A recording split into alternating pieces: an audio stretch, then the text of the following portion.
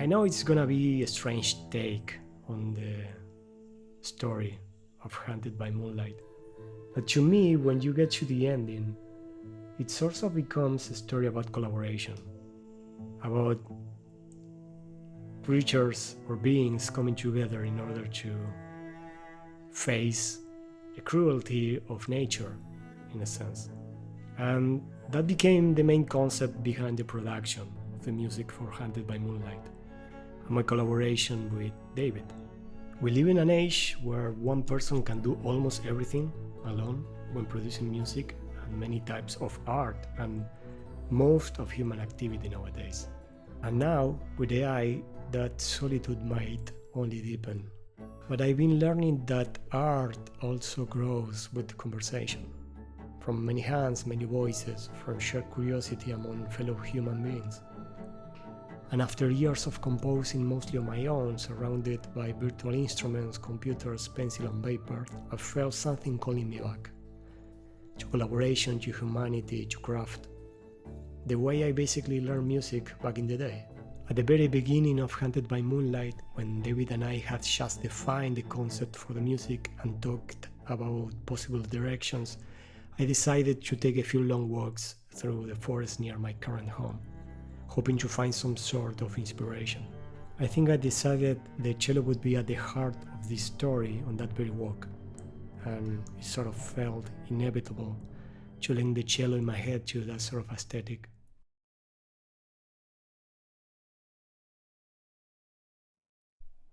When David sent me Haunted by Moonlight, I knew immediately this one was different. It had the soul of a dark fairy tale, and something between beauty and terror.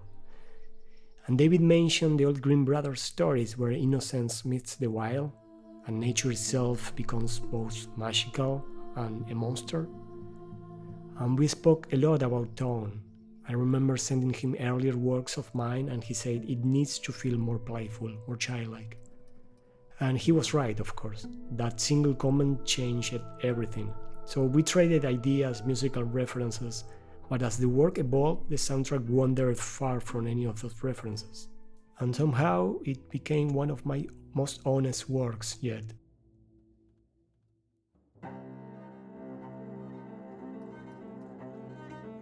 Working with David is like entering a new world. I mean, his imagination is boundless, his films have rhythm, emotion, and each frame carries intention, and you can maybe not see but feel the level of detail in his films. He's an amazing filmmaker. And I often say that writing music for his stories feels like having a conversation. Not in words, but in emotion.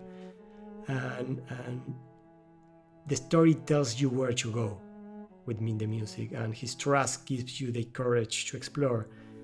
And there's always a challenge. And I mentioned to him in one of our emails that working on his movies was stressful, definitely stressful, but the good kind of stress. I mean, there's a challenge in scoring them. They are so different, and I mean, there's such a level of artistry in them that they sort of inspire you to become a better version of yourself, at least when it comes to art.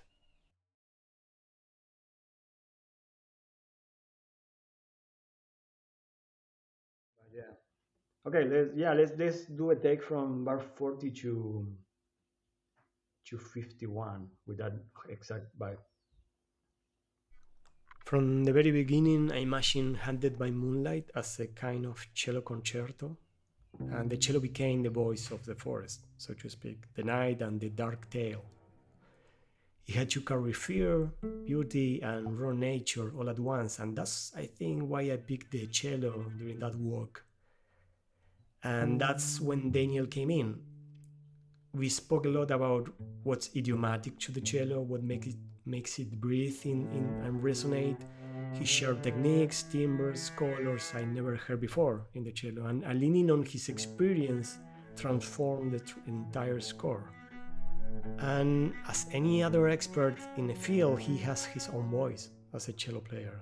The more you listen to cello players, the more you can detect that, especially with people like Daniel, who has been playing the cello for so long. And I think my music and his playing are a great combination, generally speaking, because he has like this sort of dark theme, and at this point he usually understands what I mean without me having to say it. And it's a great collaboration as well. His sensitivity brought the human voice to every phrase, and through that collaboration, I learned not just about the cello, but about collaborating with an expert, instrumentalist, and a fellow artist. I've been really deeply enjoying my sessions with him and what he brings to the music. It's just an extra dimension to everything I write. And in this scenario, he actually molded the music quite a lot, because he brought many techniques that I wouldn't have thought myself. And at many points, I actually asked him to improvise. Specifically for those sound effects you can hear everywhere. Those are aleatory techniques where I ask him, okay, go crazy, improvise whatever comes to your mind. And we did the same thing with the singer, in a way, with Dorothy and with Matias, the guitar player. Oh yeah, I like that. Yeah, let's go with that. Yeah, the way you just play it from arpeggio to tremolo, that sounds amazing. That's what I was trying to convey. Sounds good. Yeah. Yeah, let's go with that. I mean, I as a guitarist see that and say, hey, that sounds impressive. Yeah. That sort of thing always does the trick, I think, with the audience. Absolutely. No, and it tends to be very dark as well, I think. Yeah. It can be brighter as well, but I think it works best in a very dark, like minor. Yeah. Kind of thing. And it has sort of flotando vibe to it, right? Because what? Yeah, I'm playing it very quietly right now, but I can play it. Let me see if I can play it like loud.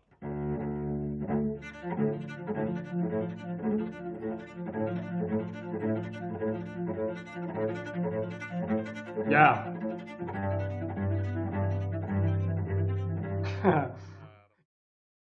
And I think my first question would be, why did you choose that, or I mean the sort of techniques that we use, like those arpeggios in the cello, that sort of thing, and how that relates to that sort of aesthetic, like a darker thing, like or even where those techniques come from. So whatever you can tell me about that, the sort of techniques we use, and how you feel about those as a player, and within the aesthetic of that soundtrack, I think that would be great to hear from you. Yeah, I feel like some of those techniques, like especially the triplets, and like some of the ponticello and some of the glissando stuff, I think those are really unique to string instruments, and I think they can really shine when the string instrument is solo. And I've heard most of those techniques more in like contemporary classical music, most of which is like either solo cello or piano and cello. And I think especially these days when like MIDI strings are kind of so prevalent, I feel like those are the things that can really set apart the that still really set apart like human players, and like you really can't get a lot of these techniques to sound, or like really sound at all on any of these MIDI string programs right now, no matter how good they are. So yeah, I think they kind of lend to a more mysterious, darker, like they're not super melodic, I guess, in a way, especially like kind of the triplets that we used a lot. They can imply harmony, but they don't really have a lot of melody, and so it creates this kind of like atmosphere that can sound, frantic or a little more ambient, or any of those things. I think I think the horror, or like kind of the more mysterious and intense parts, I think you and I both didn't want it to be super like melodic. It was kind of more like a textural thing, and that's really yeah, where those techniques can come in. Yeah, absolutely. And you're spot on about this being very idiomatic to strings and something that's not. I mean, everything I tried to write for you based on our first session was sort of in the other direction, on the opposite direction from samples and whatever can be done in the computer, I think. So in a way, it's like a celebration of humanity in these times where everything is like too digital, I think, and Yeah, that was absolutely. sort of the goal. It's the same thing with working with live players. They bring so much to the music, and yeah, absolutely. So yeah, you tackled that one really well. That answer. So actually, Yeah. you brought that technique to the table as well. I mean, I've heard it before. But yeah, I love this kind of. I mean, I've for a long time, especially in the last few years, I've really loved kind of using cello as kind of like an accompanying instrument, and so I work a lot, almost playing it a little bit like a fingerstyle guitar.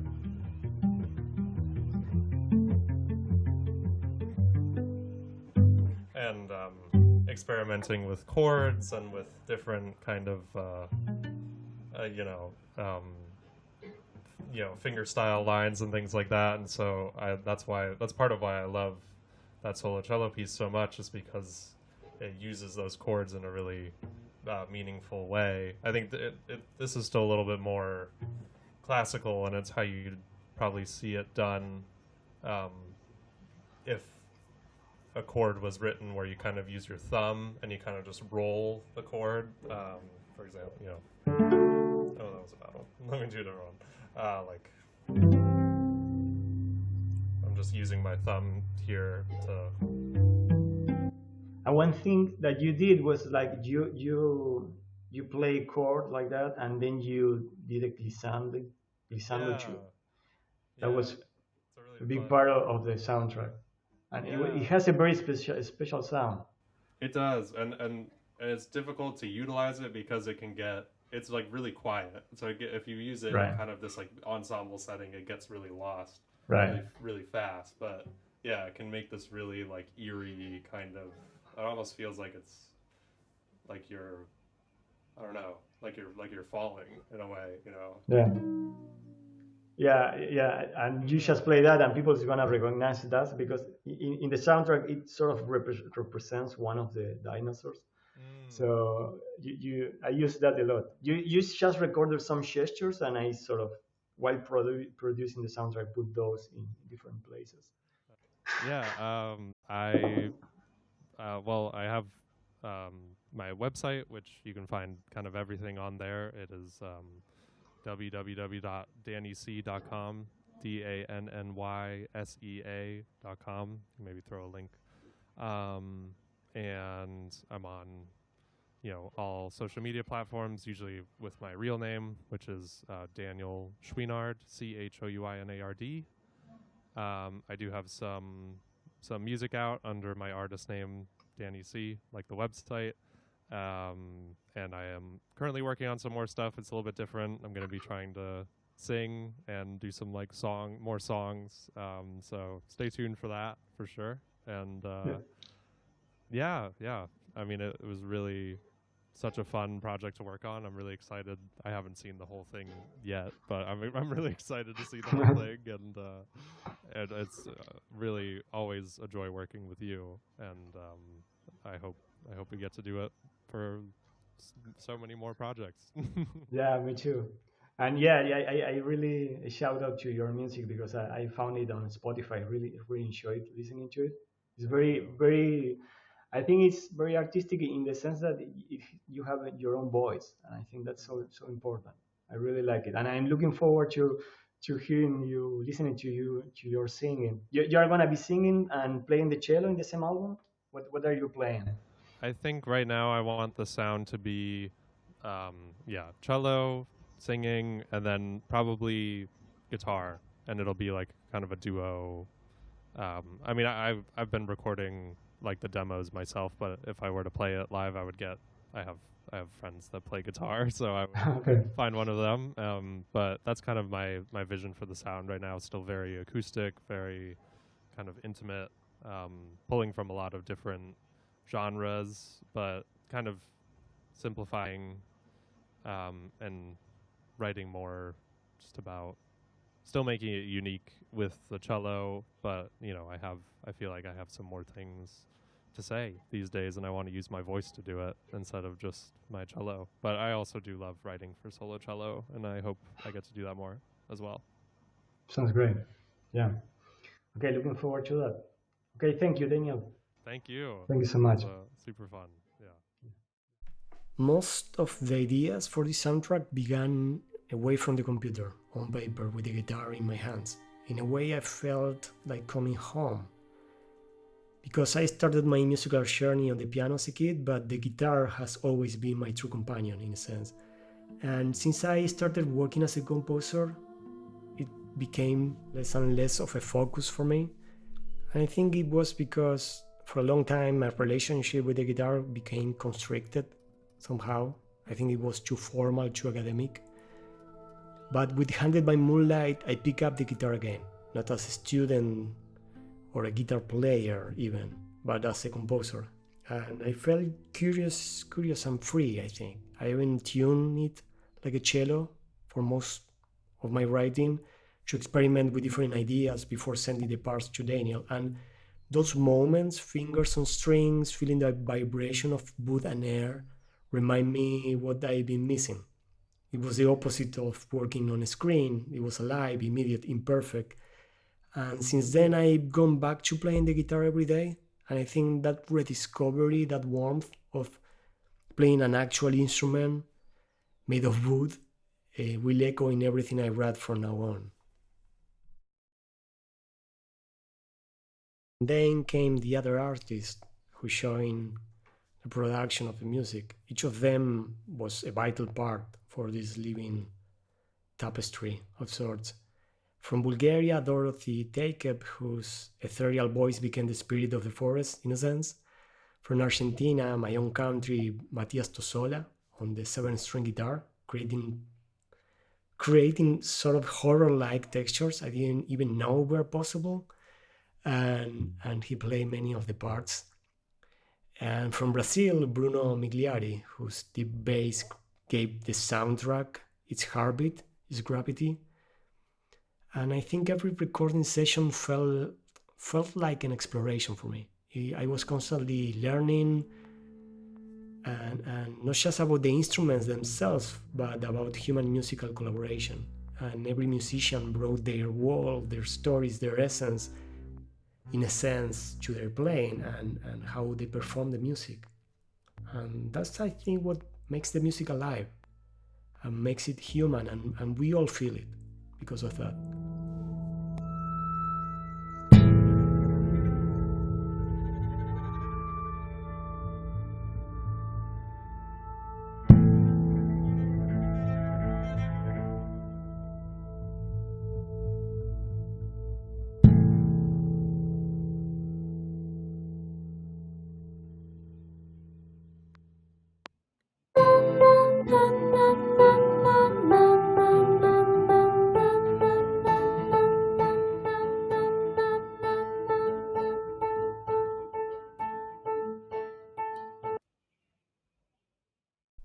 I think in times where it's easy to isolate, to create without ever hitting another person's breath, I think collaboration is a small act of resistance.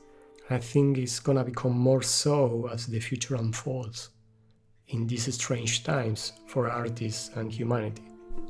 And these projects with David remind me that art is alive because we are, because someone else's hands pluck strings, someone else's breath shapes a note, someone else listens and feels. And that's what keeps us human. And that's why this film, this soundtrack, means so much to me. It's a celebration of craft, of friendship, and of the beautiful experience that is human collaboration. Hunted by Moonlight isn't just a story about survival. It's built upon collaboration, and the film itself ends in collaboration between living beings and between art forms. And David's mastery brought us all together, the audience, the musicians behind it, me, him. It's been an amazing experience to share the creative act that makes us human, I think. And all of it reminds me why I choose to make art in the first place. This is our craft, this is our humanity, and I hope as you listen and you watch, you can feel it too.